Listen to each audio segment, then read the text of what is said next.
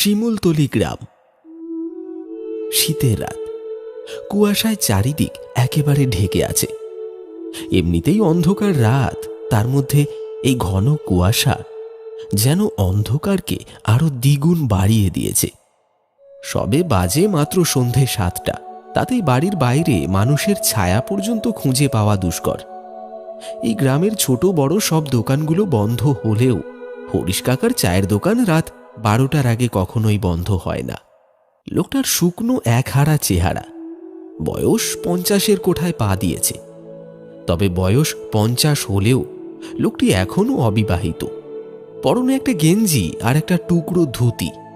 শীত হোক বা গরম, তাকে এই রূপেই সব সময় দেখতে পাওয়া যায়। হরিশ কাকা এই গ্রামের সবচেয়ে পুরনো চায়ের দোকানদার।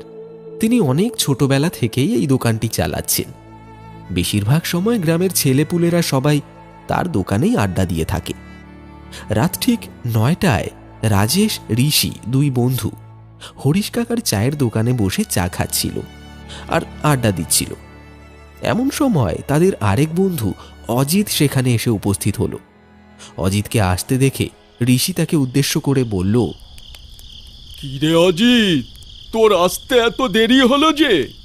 তোর বিয়ে করার পর থেকে আসতে এত দেরি হচ্ছে, কি ব্যাপার বলতো? আরে বুঝছিস না, বউয়ের আঁচলের নিচ থেকে বের হতে চায় না। কি সব বলিস তোরা? নিজেরা যখন বিয়ে করবি তখন ঠিক বুঝবি। কাকা, এক কাপ চা দিন তো। চা নিয়ে অজিত পাশে থাকা বেঞ্চটির ওপরে বসল। তারপর চায়ের মধ্যে একটা দীর্ঘ চুমুক দিয়ে বলল,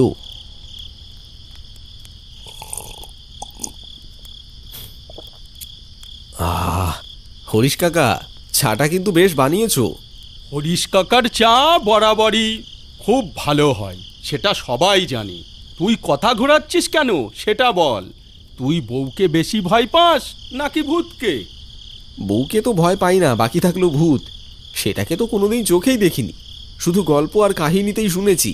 তা বেশ বলেছিস অজিত, আসলেই আমরা তো কেউই কখনো ভূত দেখিনি, তাহলে ভূতের কথা শুনলেই এত ভয় লাগে কেন?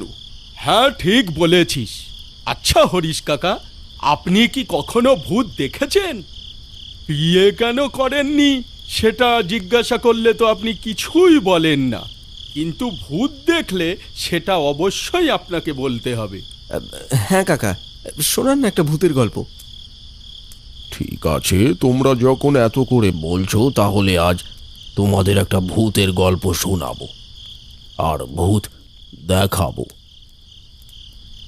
আমার যখন 10-12 বছর বয়স, তখন আমার বাবা মা দুজনেই একটি সড়ক দুর্ঘটনায় মারা যায়। আপন বলতে আমার এই পৃথিবীতে কেউ ছিল না। প্রথমে লোকেদের বাসায় চেয়ে চেয়ে খাবার খেতাম। কেউ খাবার দেয়, আবার কেউ দূর দূর করে তাড়িয়ে দেয়। তারপর ভাবলাম কাজ করব, কিন্তু ছোট বলে কেউ কাজ দিত না। বাবার দেওয়া ছোট্ট একটা বাড়ি ছাড়া আমার আর কিছুই ছিল না। এরপর আজ আমি যেখানে দাঁড়িয়ে আছি সেখানে একটা টেবিল আর একটা টুল নিয়ে চা বিক্রি করতে লাগলাম। সাথে স্কুলের পড়াশোনাও চালিয়ে যেতে লাগলাম। সকালে চা বিক্রি করে স্কুলে যেতাম, আবার স্কুল শেষ করে দোকানে বসতাম। অত্যন্ত অসহায় মানুষগুলো যে নিজের চেষ্টায় কিছু করতে পারে, সেটা এই নিষ্ঠুর সমাজকে আমি দেখিয়ে দিতে চেয়েছিলাম। আমি যখন 8ম শ্রেণী থেকে 9ম শ্রেণীতে সবে মাত্র উঠেছি, তখন নীরু নামে একটি মেয়ের সাথে আমার পরিচয় হয়। পরিচয় বললে ভুল হবে, মেয়েটি আমার সাথে একই স্কুলে পড়তো। আমি সেদিনের আগে মেয়েটির দিকে হয়তো কখনো খেয়াল করে দেখিনি। নীরুও আমার মতন অত্যন্ত অসহায় ছিল। তার মামাই তাকে ছোট থেকে বড় করেছে। সেদিন মেয়েটি আমার দোকানের সামনে দাঁড়িয়ে আমাকে একটা ডাক দিল। এই যে শুনছো? তার দিকে চোখ পড়তেই আমার বুকের ভেতরের মেশিনটা যেন হাই স্পিডে ঘুরতে লাগলো। তার ঘন কালো চুলগুলো মুখের ওপর দুলছিল, আর তার ভ্রুর মাঝখানের টিপ যেন তার সৌন্দর্যকে আরো বাড়িয়ে দিয়েছিল। আমাকে ডাকছিলে? হ্যাঁ, বলছিলাম স্কুলে যাবে না, চলো দুজনে একসাথে যাই। আমি যেন এমন একটা প্রস্তাবের জন্য প্রস্তুত ছিলাম না, তাই আমতা আমতা করে নীরুকে বললাম, হ্যাঁ হ্যাঁ, যাবো, ঠিক আছে চলো যাই। এতটাই অবাক হয়েছিলাম যে দোকান খোলা রেখেই নীরুর সাথে সেদিন স্কুলে চলে যাই। এরপর থেকে নীরু প্রতিদিন সকালে আমার চায়ের দোকানে আসতো। দোকানে বসে এক কাপ চা খেয়ে তারপরে আমাকে সঙ্গে নিয়ে স্কুলে যেত। ধীরে ধীরে আমাদের মধ্যে একটা প্রেমের সম্পর্ক তৈরি হয়। আমি নীরুকে যতটা না ভালোবাসতাম, নীরু আমাকে তার চেয়ে অনেক বেশি ভালোবাসতো। জানো তো হরিশ, তোমার হাতের চায়ে জাদু আছে। তুমি এই গেঞ্জি আর ধুতি পরে যখন চা তৈরি করো, তখন তোমাকে দেখতে না দারুণ মিষ্টি লাগে। সব সময় এরকমই থেকো। আমাদের দিনগুলো বেশ ভালোই কাটছিল। স্কুল শেষ করে আমি কলকাতা বিশ্ববিদ্যালয়ে চান্স পাই। ভালো একটা চাকুরির আশায় চলে গেলাম কলকাতায়। নীরুও দ্বিমত করেনি, সেও চেয়েছিল আমি ভালো একটা চাকুরি করে তারপর তাকে বিয়ে করি। এখন যেরকম ফোন আছে, তখন তো আর ফোন ছিল না। আমরা মাঝে মধ্যেই চিঠি আদান প্রদান করতাম। পড়াশোনার চাপে 1 বছর গ্রামে আসতে পারিনি। 1 বছর পরে যখন বাড়িতে ফিরলাম, পথে আমার সাথে দেখা হয় রঘুর। রঘু আমার বাল্য বন্ধু, একসঙ্গেই পড়াশোনা করেছিলাম আমরা। রঘু আমাকে দেখেই বলল, আরে কিরে দোস্ত, কেমন আছিস? এই তো রে, ভালো। তারপর তোর কি খবর বল? আমি ভালো আছি। আচ্ছা দোস্ত, তুই কি নীরুর বিষয়ে কিছু শুনেছিস? আমি তো এখন নীরুর বাড়ি যাচ্ছি। 3 মাস থেকে অনেক চিঠি লিখেছি, কিন্তু সে চিঠির কোনো উত্তর দিচ্ছে না। আরে নীরুর তো বিয়ে হয়ে গেছে পাশের গ্রামের প্রধানের ওই পাগল ছেলেটার সাথে। আর কি কি বলছিস তুই?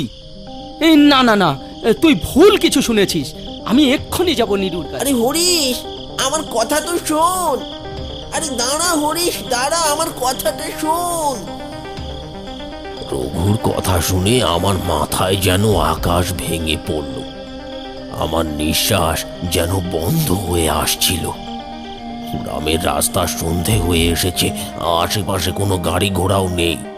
আমি পাগলের মতন দিশেহারা হয়ে নীরুর শ্বশুর বাড়ির দিকে ছুটলাম।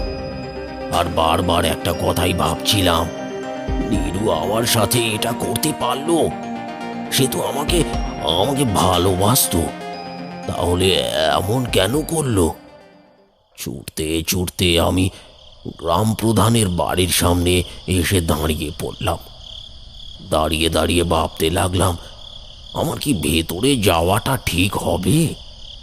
না, ওর তো বিয়ে হয়েছে। এখন যদি আমার কারণে আবার শ্বশুর বাড়িতে কোনো গন্ডগোল বাঁধে। অনেক ভেবে আমি সিদ্ধান্ত নেই ফিরে যাব।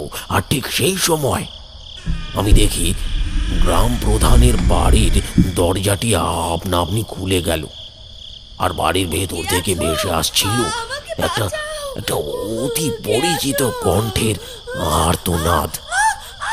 হরিশ, হরিশ, তুমি কোথায়? আমি তখন বাড়ির ভেতরে যাওয়া থেকে নিজেকে আর আটকে রাখতে পারলাম না। আমি ভেতরে প্রবেশ করতেই সবকিছু একদম নিস্তব্ধ হয়ে গেল। রাতের আধারে সব কিছু অন্ধকারাচ্ছন্ন। বাড়িতে কোনো আলো নেই, কোনো আওয়াজও নেই। আমার পায়ের আওয়াজটাই যেন বারবার আমার কানে এসে বাজছিল। আমি নীরুর নাম ধরে চিৎকার করতে লাগলাম, নীরু, তুমি কোথায়? হ্যাঁ দেখো, আমি এসেছি। তুমি ভয় পেও না, বেরিয়ে এসো, আমি তোমাকে নিতে এসেছি নীরু। আমার চিৎকারে এই ভয়ঙ্কর পরিবেশটার কোনো উন্নতি হলো না। আমার কথার কোনো প্রত্যুত্তর ভেসে এলো না। বাড়িটা দেখে মনে হচ্ছিল অনেক দিন ধরে বাড়িটা কেউ পরিষ্কার করেনি। আমি চারিদিক ভালো করে দেখছিলাম আর নীরুকে খুঁজছিলাম। হঠাৎ করে আমার সামনে এলোমেলো চুলে আর ছেঁড়া কাপড়ে একটা পাগল এসে দাঁড়ালো।